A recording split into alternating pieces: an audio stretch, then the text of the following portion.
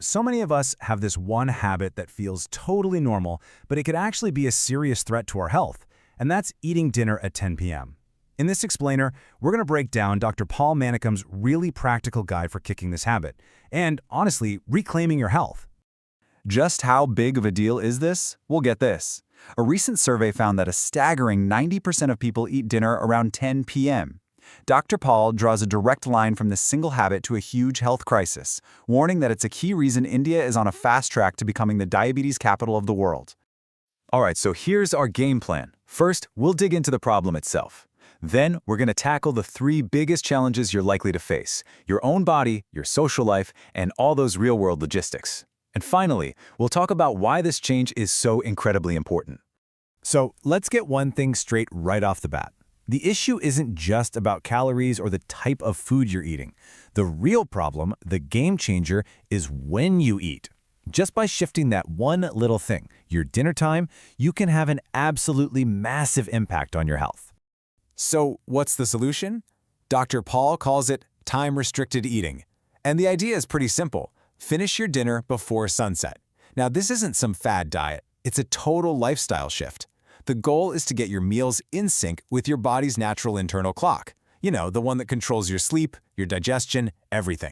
And look, Dr. Paul doesn't pull any punches here. He's really blunt about this. This is a long-term journey, not some 3-day detox you saw online. If you try to find a shortcut, well, as he says, you might just end up needing bypass surgery. Okay, so you're ready to make a change? The very first wall you're going to hit? It's you. It's that internal battle against your own deep-seated habits, your body's hunger signals, and those powerful cravings for a big, heavy meal late at night. I mean, this is the big one, isn't it? This is the question that stops almost everyone in their tracks. The very idea of going to bed without that super full feeling can be, well, terrifying. But here's the thing. Is what you're feeling really hunger? And this right here, this is the secret. It's wild, but our bodies are constantly getting these 2 signals mixed up. Dr. Pal explains it perfectly. Every single time you reach for food when your body is actually just asking for water, that thin line between thirst and hunger becomes a thick line on your waist. So, how do you actually get through the night? Simple. First, just know that your body is probably confused, so always drink water first. You'll be amazed to find your sleep actually gets better. And you gotta remember his amazing line, "You are not a camel. You don't need to load up on food to survive the night. Your body's got it covered." Okay, so let's say you've started to win the fight against your own hunger pangs. What's next? Well, now you've got to deal with everyone else. This is the external battle, navigating the social pressure from the people you care about. And come on, let's be real. This is often the hardest part, isn't it? It's one thing to change your own habits, but it's a whole other challenge to try and change the culture of your entire social circle, where late dinners and parties are just the norm. But don't worry, Dr. Pal has this brilliant, super simple 3-step survival guide. Step 1, eat your own healthy dinner at home before you go to the party. Step 2, at the event, just sip to water. It keeps you busy and hydrated. And my personal favorite tip, bring a container and pack it to go box. You get to enjoy the food tomorrow on your own schedule. You know how it is at parties, right? The host wants to wow everyone with mountains of food. But Dr. Powell points out what's really happening. All that excess isn't impressing anyone's health. In his words, it's compressing their hearts and making them depressed. Okay, you've tackled your body, you've tackled your friends. Now let's get down to the nitty-gritty, the real-life logistics. This is all about the practical, day-to-day problems that can totally throw you off track. Ah, yes. This is where all the, "yeah, but what about me?" questions come in. We tell ourselves this lifestyle is great for other people. But what about my job? I work late. What about my acid reflux? What about my night shift? And you know what? These are totally valid questions. And the answers are actually pretty straightforward. If you work late, it's all about planning. Start asking yourself when you're going to eat, not just what.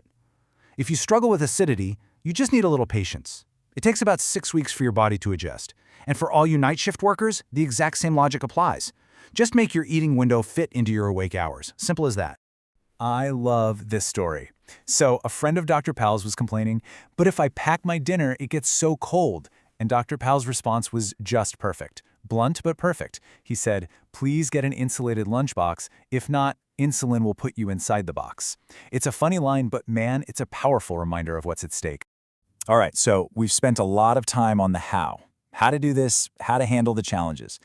But now we need to talk about the why. And honestly, this is the part that really matters. This goes way beyond just losing a few pounds. And look, this data is so important. For the Indian population specifically, BMI can be really misleading. A much better number to watch is your waist size. For women, anything over 80 centimeters is high risk. For men, it's over 90 centimeters. To make this crystal clear, Dr. Paul uses this amazing analogy. Think of your body's daily needs as your salary. And all that extra belly fat, that's debt. When your debt gets bigger than your salary, the loan sharks, we're talking hypertension, diabetes, heart disease, they will come for you, and there's nowhere to hide. And really, what's the point of all this?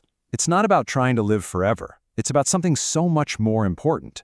It's about making sure that the life we do have, we can live to the absolute fullest, without spending all our time visiting hospitals. But this might be the one that hits home the hardest for so many people.